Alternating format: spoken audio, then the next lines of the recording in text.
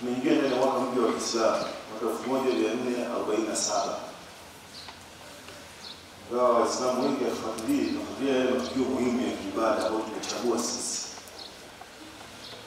Matukio mawili wanafuatilia sana Waislamu ili zile mbili tunafuatilia sana Waislamu. Lakini Muharram uliandama nini? Itakuwaje?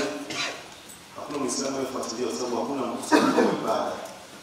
Lakini mara kwa mara tunakumbusha Waislamu kwamba hii miezi miandamo kuwa 29 au 30 kwa mwaka mzima. Ikhtilafu za matwari za kuandama miezi ziko mwaka mzima. Kwa tumeingia mwaka mpya wa Kiislamu na tuko mwezi wa kwanza, mwezi wa Muharram. Katika miezi ya kwanza ya Kiislamu ni mwezi wa Muharram. Na katika mwezi wa Muharram kuna matukio mbalimbali ya kihistoria ambayo yametokea. Katika hatuwezi kufuatilia yote, lakini matukio makubwa. Kuna hadithi inasema afdalu siyam baada ya Ramadhani shahrullahi Muharram, bora ya funga baada ya Ramadhani ni kufunga katika mwezi wa Muharram ambao tunaingia. Funga bora baada ukiitoa Ramadhani, funga unafuata kwa bora ni funga ndani ya mwezi wa Muharram. Siku ya kufunga, lakini hasa siku ya Ashura ni tarehe 10 mwezi wa Muharram. Hasa mtu akikosa kufunga siku hiyo, kufunga siku zote hizi, basi asikose kufunga tarehe 10 mwezi wa Muharram, ambapo siku ambayo Mwenyezi Mungu Subhanahu wa Ta'ala alimwokoa Nabii Musa kutoka kwa makucha ya Farao ni bahari ya Shamu.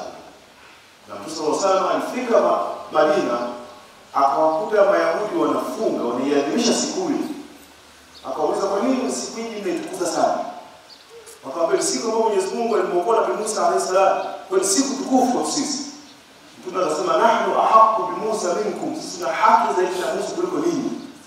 Mtume akafunga na akaamrisha tufunge. Lakini ikawa wale sawa. Na Mayahudi wanafunga tarehe 10 Muharram na Waislamu tarehe 10. Mtume anasema la in baqait, ikiwa nitabakia mpaka mwaka unaokuja nitafunga 9 na 10 ili kwenda kinyume na Wayahudi. Lakini mwaka unaokuja Mtume akakosa kubakia, akawa amefariki.